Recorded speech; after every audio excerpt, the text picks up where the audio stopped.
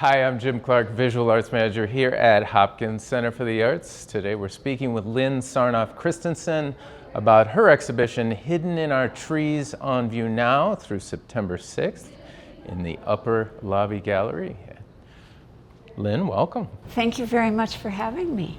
Your work, your current work, and the work on display is encaustic. It utilizes encaustic, which is a medium, very old medium, but one that many people don't seem to know about. Can you tell us about encaustic and why you chose it? Sure. Well, encaustic medium is melted beeswax. That's what I'm painting with. It's a beeswax medium with pigments. And the reason why I got into encaustic painting is because 40 years in ceramics I got stuck. And I didn't really know where I wanted to go, and I wanted to explore something that I knew nothing about to sort of push my boundaries. So I took a workshop in encaustic, and what I learned is that working in a two-dimensional medium was a lot more challenging than a three-dimensional medium with clay. You can't move it, you can't alter it, but I soon found out that you can, and you do that with heat. And what encaustic means is to burn or to heat. It's a Greek word.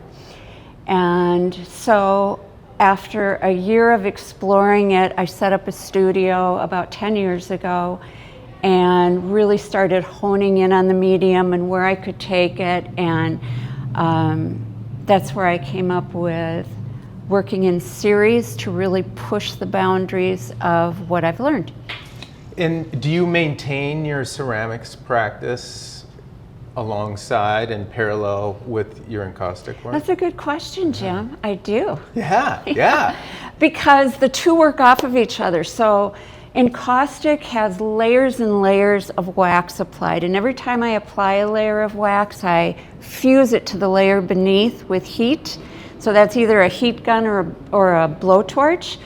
But it's really applying layers and layers, and now I have a new direction with my ceramics because now I'm just not making pots and putting glazes on them, but I'm actually experimenting with layers of slip colors and underglazes and firing them and refiring them so they sort of mirror each other. And I love it because it gave me a new direction. They're both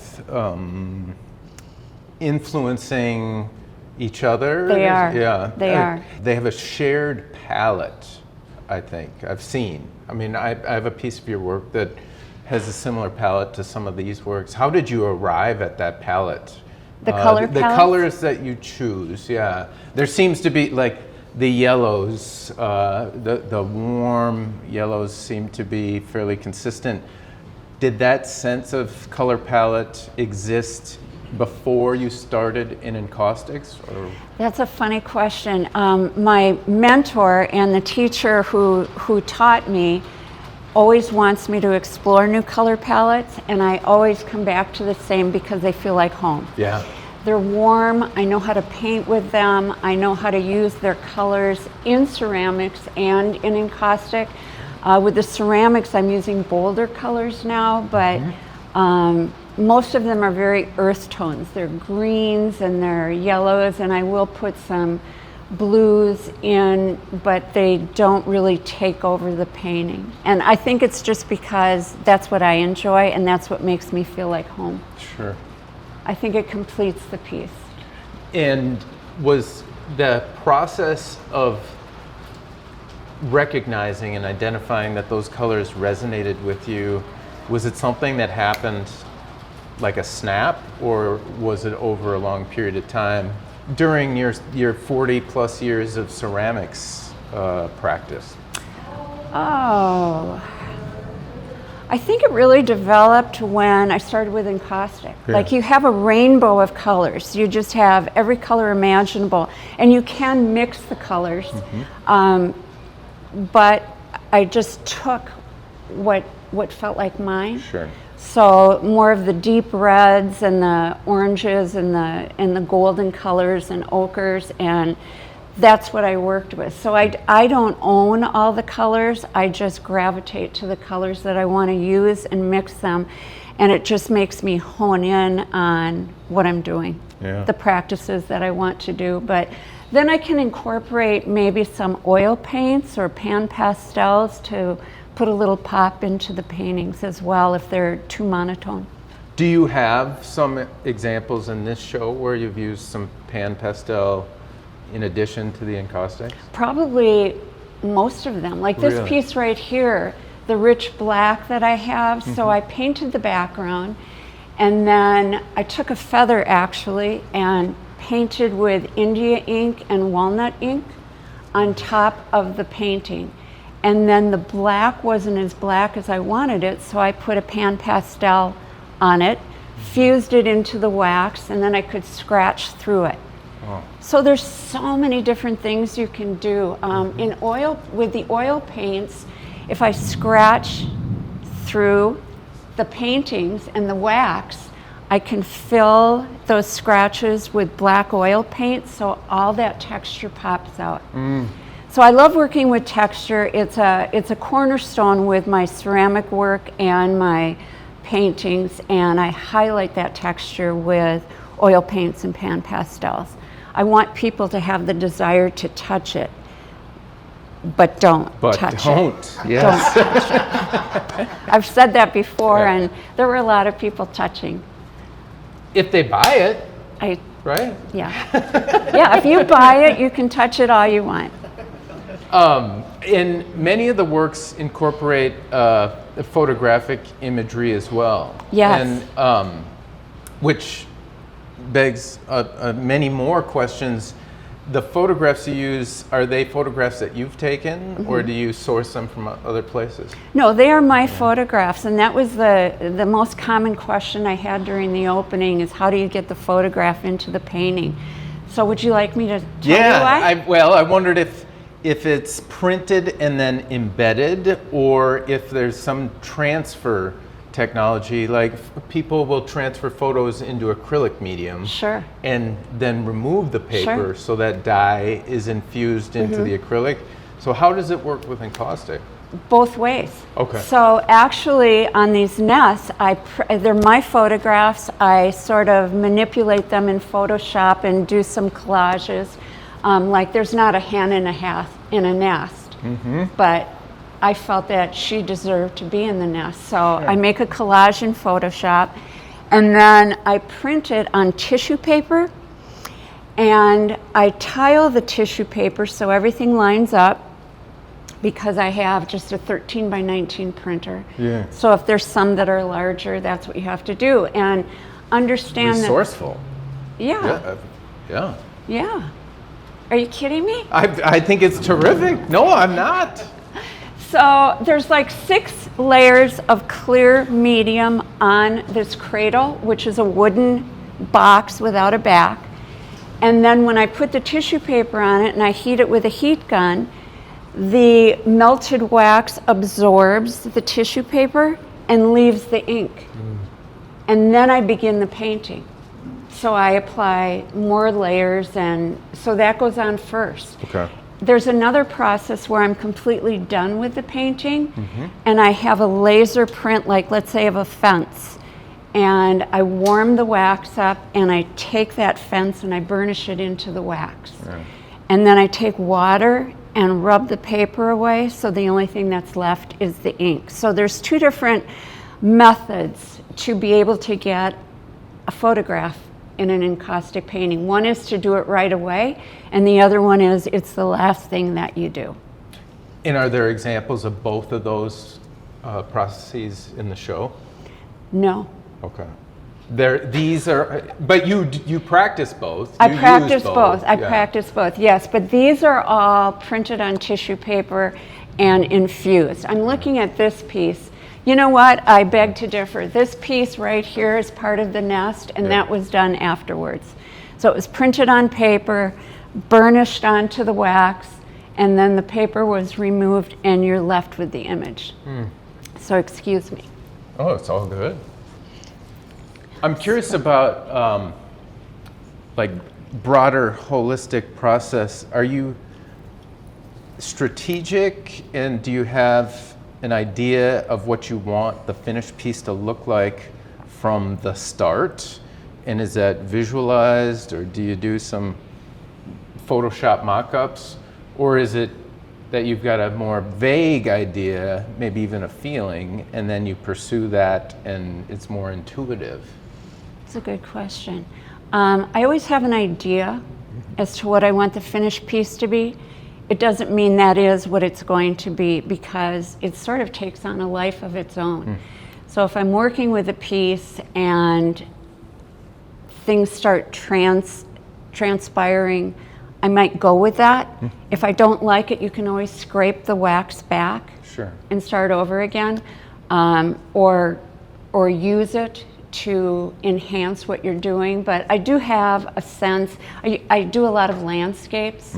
So with landscapes, it's kind of okay, this is my color palette, this is what I want to do. I want to incorporate a fence and a barn in there. But a lot of times something beautiful just happens and I just let it. So I'm not so stuck on what my vision is, I'm really utilizing what's coming alive. But when you have a photographic image, you sort of know what you want the piece to be.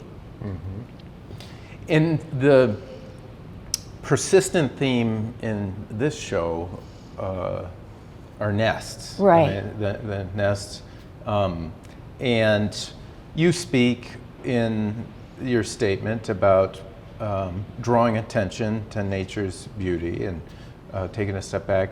Is there any additional symbolism for you about the nest, independent or in concert with its intrinsic aesthetic beauty? Like, are you thinking about what nests mean? Yeah, I am. You know, I'm absolutely amazed that nests are made instinctively. They don't go to weaving class, you know, they don't study architecture, they don't study, you know, organic materials and sustainable living. Within 48 hours, the female birds, I had to study this, they go out, they say to their mate, you know, what do you think about this location? Yeah, it's pretty good. And then they build this nest that is so sustainable that in some of the images that you see here, I'm trying to pull it apart, and it's difficult to pull apart because it is so sturdy. And they use it to lay their eggs, raise their kids, and then boot them out. And then we don't get them back. So in the fall, we always go looking for them, and I find them so nurturing because it's all instinctive. And cardinal nests are different than robin's nests and eagles. I mean, they're all different, but it's for one main purpose, and that's to raise their eggs. In your research, are you able to identify the species of bird that made the nest without them being around? Or have you got to that point? I only studied the ones that I found in my yard. Sure. So we had house wrens, which really don't make a nest. They just sort of get twigs and put them in a bird's house and smush them down, and then they're gone. So they take that net, they take all the materials out. The robin's nests are full of organic material. It's just amazing. And then they get mud in there, and it's strong. And then cardinal's nests are more twig-like, and they're not really that strong. But we see them making them, and we see them, you know, fly into the nest. And it's like, I'm going to get that in the fall when you're gone, because they don't use them again. We've left some up, and they don't come back. Really? No. I had no idea. You know, at least they don't at our house. Sure. Yeah. Do you have other themes and imagery that make appearances in your work, or are nests like the thing? No, well, this was a series that I did. Yep. So the series that I worked on before was landscapes. And this was during COVID, and I was really starting to foster what I learned in encaustic. And during COVID, I would take long drives out into the country, and I would look for like abandoned farmhouses and abandoned barns and broken down fences, because I felt the isolation myself, and I thought, what other types of things are so isolated that we can relate to right now? And it's like, what happened in that farmhouse that it was just abandoned? Sure. There's stories, there's history. And so I started incorporating those into my work because they told a story. And I didn't know what the story was. Yeah. But it also allowed me to go into the countryside of Minnesota, where I'm a city girl, and I would drive as far as I needed or I could before I had to stop somewhere, because it was during COVID, and just get out the camera and start shooting things that I didn't even know existed. Sure. So that is fun. Are you shooting digitally? I am. Yeah. Yeah. And has that always been your practice, digital? Yeah, I shoot with a Nikon camera that I've had for years, and sometimes I shoot with my phone because they're so daggone good now. They are very good. But that's like quick. I have to get that photograph. But you know, there's so many things that you see. I was standing and looking at an abandoned barn, and I was wondering, like, the light was coming in, and will that make a good composition, and can I put it in to one of my paintings? And I look, and honest to goodness, like 5 feet away, there is a bald eagle on the ground eating its prey or whatever. Sure. And I'm like, oh my gosh. And I quick get the cell phone out and take pictures, and you know, I'll probably put it into a painting at some point. Have you ever exhibited your photographs just as photographs? No. No.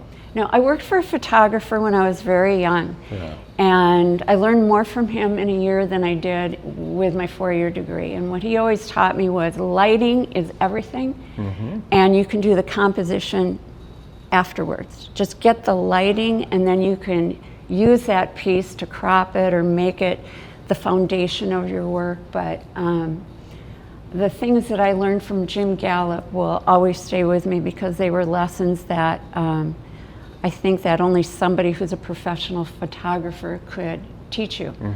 So no, I don't show my photographs. I only show my paintings and my ceramics. And not all of the works in this series and in this show utilize a photographic base. There are 3 monotypes. Yes. And monotype in printmaking, I mean, that's one thing, but a monotype in encaustic, that's a whole nother thing. It right? is. Can you describe that process? Sure. So these are all done on a board. The pieces that we've been talking about are done on wood. With a monotype, you actually paint on the hot plate. So when you're melting the wax, you're using a hot plate, and then you're taking a paintbrush and picking up that melted wax, which is like 180 degrees, and painting with the wax. With the monotype, I'm using rice paper, and I'm actually putting that rice paper on the hot plate and then painting on the rice paper. Does that make sense? Well, it does. And I was thinking that you'd paint on the hot plate and then lay the paper into that molten And you encaustic. You can do that as well. well? Oh, absolutely. Okay. So that might be the base for it. Like I Yeah. might put some pink here and some, you know, golden yellows and greens, and I'll put the piece on it, but then I want to really strengthen it by using other paint bars to create the lines and the patterns. And then I take that rice paper and I adhere it to the cradle itself, and then put wax on top of it. And can you say, is that approach any more or less tactily or aesthetically exciting to you than the other way? You know, like, why do it, I guess? And is it just for a sense of variety? Sense of variety, I'll tell you why I did it. Yeah. Is because I won a mentorship, and the woman that I was granted a mentorship with, it was a grant, and she does encaustic monotypes. And I said, teach me something. Yeah. So over Zoom. She lives in Lake Tahoe. She was teaching me these wonderful ways of doing these monotypes where, perhaps you can go back to it more often. Like you take the paper off and it's already solidified because it's off the heat. Then you can put it back on the hot plate and add more things to it. So I don't think it's as exciting as what I'm doing here, but I love the different approach to it. Sure.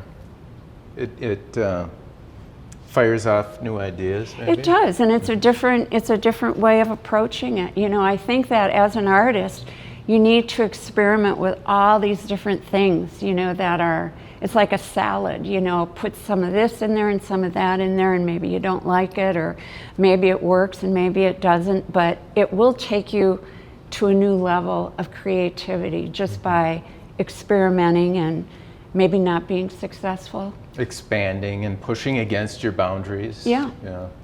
It sounds like there may be some inherent risks to working in encaustic. I mean, hot plate. Health-wise? Well, yeah, or it's simply burning. Or is it possible, as you're using the torch, for instance, that you might set the work on fire? Sure.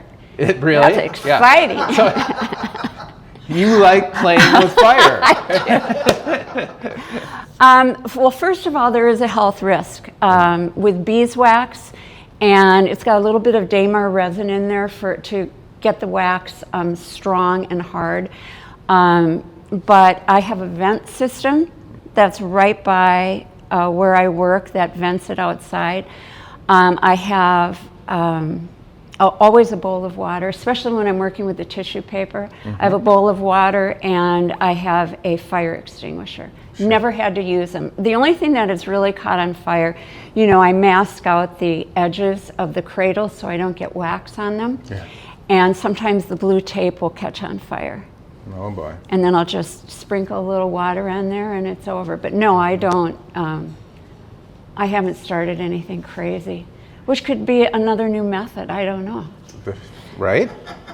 How? It's not dangerous, that's what I want to say. It's not dangerous, I'm not in harm's way, I don't put anyone in harm's way, I am in control. Yeah. Well, related to that, how beginner friendly is this medium? I mean, what was your learning curve like when you first started? And like welding, for instance, I think when people they learn to weld, you put the mask on and it's like a different, I can't see anything. Well, it's just a different kind of vision. Sure. And there's danger of burning or electrocution. So when you started, were you nervous about that? I was intimidated. Yeah. I was very intimidated. And I didn't really understand what the medium did. So I didn't incorporate photography in there. I was just trying to figure out, like, how do you apply the colors? How do you melt the colors? Why do you have to melt the colors? How many layers can you put on, which is endless. It's absolutely endless. How do you carve through it? And it took me a good year to really understand what this medium does. Like, I'd get so frustrated with it. But I kept taking workshops, and with the encouragement, you learn. It's okay, just relax. You're not here to make something to take home and put on your wall. You're here to learn how the medium works. So when you start, I think you use a heat gun. And then when you get more confident, you use a blowtorch. The thing is the heat gun uses heat with air. Yeah. It's pushing air out for heat. With a blowtorch, it's just applying the heat. So it depends really on what you want to do. A blowtorch can move the wax and create a lot of effects. A heat gun just makes everything sort of stay. You wouldn't want to use a blowtorch on tissue paper. Well, and I was going to ask, how close are you to using a flamethrower? Are you getting that confident? Ooh. Yeah. Weed burner, maybe. Yeah. Get me one for Christmas. I'll do it in the backyard. No, those are the two aspects. We also use irons. For certain textures, you can use an iron. There's different approaches to really what you want to do. Like, let's say I'm done and I want to do something else. I want to add some texture. I will take an iron and just sort of flatten out all the texture that I've applied, and it just becomes sort of a bluff, if you will. Sure. In the tools that you use, I imagine the blowtorch, something you pick up at Menards or Home Depot. Yeah. The hot plate, are these special art-specific hot plates, or is this an electric griddle from Target? Well, the clear medium that I use, where I put like 4 or 5 clear layers of wax on my cradles before I even begin, that's in a fry pan. So I can regulate the temperature in a fry pan because I'm using a lot of it. On a stove? Or Pardon? On a stove, or? No, it's an electric. An electric fry An pan. electric, Got yeah. it. It's on my work table.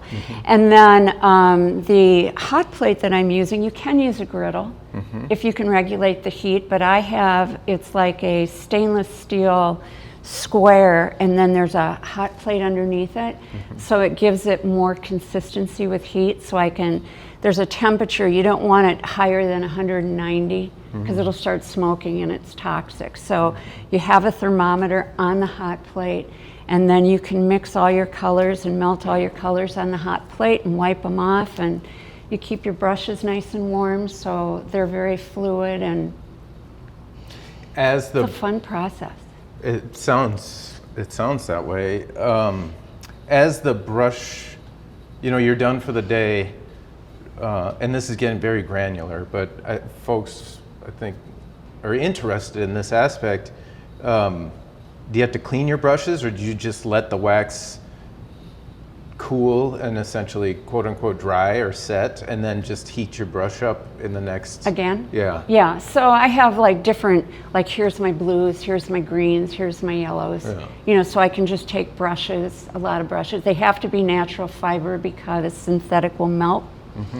But if you want to clean your palette from the residue and you want to clean your brushes, then you use a wax, a paraffin wax. Oh, okay.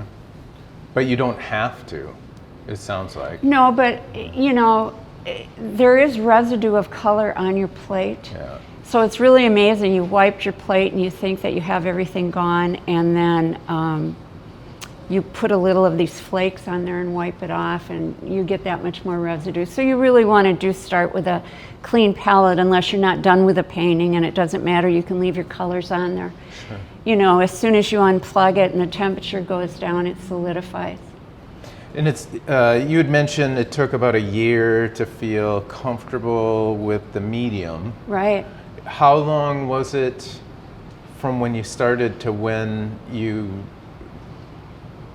made things that you felt confident about, like object, not just like using the medium, but during that process of getting accustomed to it, did you, a month in, a day in, however long, did you make something that you were like, this is exciting, and you felt good about it as a thing, not just as an experiment with a new medium? I'd say it was a good year. Yeah. It was a good 3 years before I showed. So it was like, okay, I have this body of work that I've been working on and I've been playing with, and then I looked at it and I thought, is this ready? Can I play in that playground? So my first show was at the Minnesota Arboretum. Yeah, okay. And that was after 3 years of really accumulating landscapes that were very cohesive as far as the show goes. So it wasn't like a landscape here and a bird's nest here and a flower here, but my body of work, is it worthy? And it's intimidating to feel that way. Yeah. But I approached them and I said, I'd like your feedback, and they gave me a date. So that's terrific. I thought, I can play in the playground. Yeah. Well, and particularly, I would imagine, nerve-wracking or a source of anxiety in that you had an established ceramics practice that you were showing, and so to make a jump this significant in mediums must have been Terrifying? Yeah. Yeah. Let me just fill that in for you. Yeah. Yeah, it was because you really do, I mean, not that you doubt yourself, but you, like I just said, I always use this term, playing in somebody else's playground. Like, you know, there are encaustic artists. Am I respected in that field? And can I still be respected with my ceramics? And will people see the relationship between the two now, because I've taken my ceramics to a completely different level? I'm not saying it's a higher level, I'm just saying it's a completely different process. And that's what I want people to really understand, is that you can take one medium and have it continue into another medium, so it's a continuation of your creative spirit. Ultimately, do you have a desired response from the viewer? Like, do you hope for something somewhat specific that the viewer gets when they look at the work? Or do you think of a viewer as you're making, or is it just for you? I don't think of a viewer, but when I get a body of work such as this, I really get excited about the engagement, the questions, the how did you do this? And then me being able to say, well, if you look at this piece and you really look at it, you will see that there's about 15 layers of colors underneath there, but you really don't see them because I did it well. Yeah. Yeah. Excuse me, cut that one out. But you know, people think, oh, well, this has a little bit of yellow on it and it's done. But that's not the case. If you look at it, there's so many different layers, and that's what really gives it the depth and the translucency of the painting. So I really like it when people say, you know, not how did you do this, but what is it? And how, you know, how did you do it? And I just think it's crazy. And I had somebody say that at the opening, this is just crazy. And I go, it is. It's so crazy. Have you always been an artist? I have. Yeah. So I graduated in applied design, and my focus was in fibers and in ceramics. So I was a weaver. Oh, wow. Yeah. And had you shown your weavings as well then?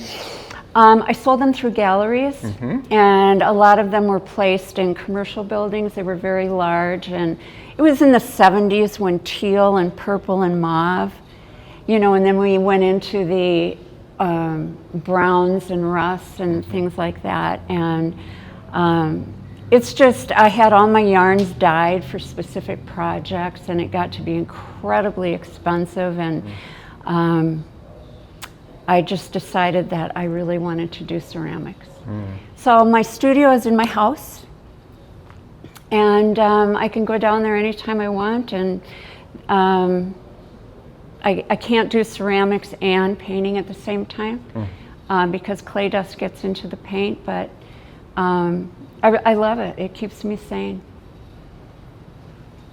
Can we take a look at some of the materials in the? Sure. Yeah. So this is the clear medium, and these are pellets, and I buy it already made. Would you like me to pass them? Yeah, sure. Okay. So I buy them already If you made, trust them. and this is about a 10-pound bag. Just because I don't want to make them. You know, there's a ratio between Damar resin and the beeswax, so I buy it pre-made. And then this is the cradle that I paint on. So it's just a wooden cradle. I'm blessed enough to have my husband make all of mine. So the surfaces are birch, they're very smooth and they don't warp. And these are the paints. So they look kind of like a soap bar. And this is wax with very intense pigment in it. Okay. And so if I'm on the palette, if I'm on my hot palette, what I'll do is I'll just melt it like this and get a pool in there, and then I have my melted for my brush. And I can dilute it and make it more transparent by adding the clear to it. And I can mix the colors as well. And then I also brought a piece. This is a monotype, but if you want to touch it, you can, because it's a sample piece. So it's interesting because people really don't understand the pigmentation of the wax, and that's how I buy them. So you also said that you utilize pan pastel, India ink, and also you print on tissue paper and then you burnish it. So you put the image on something that's already holding wax and then burnish it with like a spoon or something, or? Well, yeah, you can use the spoon to actually get it into the warm wax, and once you have it in place, you will use a heat gun to let that wax melt and absorb the paper. Oh, so the wax absorbs the paper, it doesn't Correct. just lift off. Oh, no. And is there a special ink that you use on the paper? It's an archival printer that I have, Okay.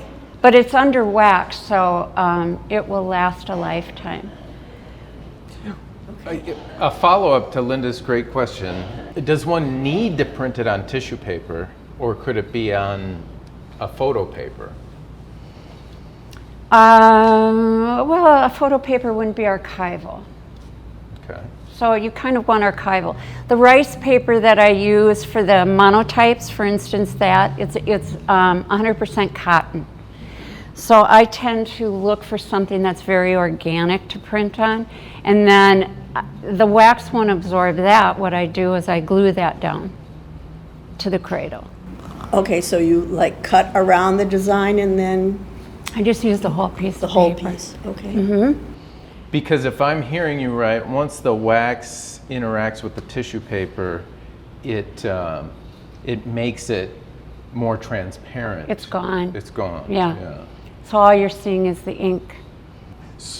And on this one, as an example, did the tissue paper cover the entirety of No. the cradle? No. So there was a boundary Sure. around it, and we just don't see it because it's It's under the wax It's under now the and wax. under all the paints. Yeah. So this is the size of the finished piece. This is your cradle, and you would use a cradle that is going to be the finished piece. So each one of these is a cradle that has been processed into the artwork. Is that correct? That is correct. Does this have the one that you passed around? This is a monotype. And does this have an additional covering over it, or is this just the wax? It does. It has the wax on it. Right. So it has a coating of clear wax. So the rice paper, I did the painting on the hot plate, and then I took it off. I glued it to the cradle, and then I put a coat of clear wax on it. Okay. And is that like a harder wax? No, it's just clear. Just the clear? So if I put a color on it, you would lose that intensity. So you're putting a lens on it with the clear layer. I've heard shellac described that way, is that shellac puts a lens so that you can see into the, I'm a woodworker, that you can okay. see into the wood because Yeah. it's creating a lens to actually see further in it, like putting glasses on. And it protects the paper as well. Sure. So I do it with my photography too, and I'll just put a clear coat over the photograph just to protect it. Ooh, did you see that lightning? Okay. Oh, I forgot we're on camera. We're But all just gonna die. to be clear, it's the same medium and not a different varnish. Like an oil painter will sometimes put a varnish over Sure. the final. So this and this are the same. This has pigment. Got it. This does not. And the cradle does not get heated up. The cradle You does bring not the get heated heated material up. to the cradle. Right. So as soon as you put melted wax onto the wood, it's solidified already. So you're not like painting with the brush. oh, sure, You're doing a sure. stroke, and then it's solidified. And then you put your brush back into the melted wax on the hot plate, and then you put another brush. But you cannot put two layers on top of each other without fusing it, because they'll chip off. Oh, So what you sure, look sure. at is there might be 15 to 20 layers on a painting, but it's one layer if done correctly, Understand. because I'm fusing it together. And the word encaustic does mean to burn. It started, the history of it, the Greek ships used to come back from battle, and they'd have holes in their So they would seal them with wax because water can't penetrate wax. And then they sort of got into a competition of, making their ships look really great. And then a lot of times in Rome, when someone dies in the crypt, they will do a portrait of their face. So when you find that container, you will see a picture of the person that's in it. It's important to do it on something rigid because you don't want the wax to fall off, but you can't, even if you're doing encaustic monotypes, you would, if you wanted to frame it and not put it on a cradle, you would frame it, just attach it at the top and let it hang. So would you ever do encaustic on your ceramics? Yes, I have. That's a good question. Cool. Yes. I have, as long as there's not a glaze on it and it's not vitrified, which means, because everything has an encaustic gesso on it, so much like oil paint or acrylic, you use an oil paint gesso for oil paint, you use an acrylic gesso for acrylic, you use an encaustic gesso for encaustic. So I could do a glass vase as long as I put the gesso on there because it needs something to adhere to. If I take a bisqued piece, like a bisque tile, I can apply encaustic paints on it. And does it absorb into the tile then if it doesn't have the gesso on it? Is that the purpose no, for it? It still stays on the top. If I'm using like a porcelain, a white clay, I can just go ahead and paint right on it. That's cool. When are we going to see that? Pardon? When are we going to see that? Well, I mean, are you working on a series maybe? Or? I'm not. I did it and I thought, I did it. Doesn't do much for me. Oh, okay. I just, I took this huge vase and I thought, I'm going to do something just incredible with it. And it was like, what am I doing? And then you have to decide, is this worth your time and the experimentation? And it really wasn't. But I've done it on like driftwood before. I would like to make a lampshade, and do more, crazy things with paper, but you have to make sure that once it's installed, it's not going to move, You'd have to put a label on the lamp saying cool white only. So it doesn't melt it. Yeah. Or battery operated. Battery operated. Yeah. But you can do different surfaces as long as you have that gesso. Interesting. I'm excited I finally get to touch because I was always curious, like how is it soft like a candle, but it's a little bit harder. That's probably the question that people I hear asking the most, like, do you have to hang these in a special place? Like, can they be in the sunlight? Is there any kind of restrictions on where you can or should put these? Well, you don't want it like on your deck in direct sun as you would a candle. You wouldn't want to leave it like if you have a lake home and you're not there in the wintertime, the cold will make it crack and perhaps chip. But you can hang it anywhere in a home, in an office, in a hallway. It won't melt. You'll melt before it melts. It's going to be too hot. But, just common sense, you just don't want it to be like on a indirect sunlight, like on a deck. Do you treat the edges of the cradle with wax, or is that a separate, wood finish? That is shellac. Okay. So that's more for the wood. Just to make it look nice. Yeah. Yeah. And some people do. They will do the wax. They'll wrap around. I've done cubes before, and I've done a mobile where I've had cubes and I hang them from a fishing line and they kind of spin. So all 4 sides, 6 sides actually, are waxed. But I like the edges. I like to see, it's done. Yes, very finished. The only other question I had was, you were talking about India inks, and there's such a dramatic contrast of darks and lights, but then you were talking about blow torches and heating, and I wondered if are all of the marks that almost give you the sense of like smoke or charring. Is that just simply your mark making with India inks and paint colors, or some of that actually from the heat of the tool that you use? So the heat is all around the image.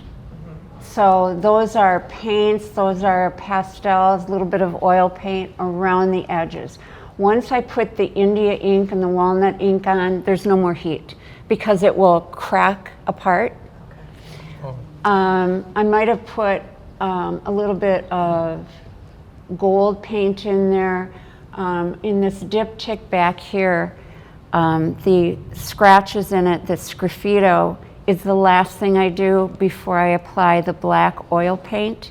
And then I wipe the black oil paint off with like an oil, like just a vegetable oil. And leave those marks so that they highlight it, but then I'll go back in some of those little pieces and put oil paint or pan pastels to just put some pop in there. But I can get a lot of different effects and textures with the heat gun and the torch. Does that answer your question? Yes, they're marvelous. Where else can people see your work? Oh, well, you can see my work at the encaustic work at Art Resources. They are down at International Market Square, and they are also at on 50th and France. If you go to my website, you'll see where my ceramics is being shown and where my encaustic paintings are being shown. And how about ceramics? Ceramic works, I have some at Minnetonka Center for the Arts. I have some at both of those galleries. Oh, and Grand Hand Gallery in St. Paul carries my encaustic paintings as well. Awesome. Yeah, keeps me out of trouble. I highly doubt that. What's the fun in that? Good trouble, good trouble. But I do enjoy showing my work and just having that community engagement. And I'm grateful for that. Coleman and Reeves show my ceramics as well. In Northrop King. Northrop King. Yeah. Yeah. Lynn, thank you so much for sharing your work with our community. Thank you. I appreciate you.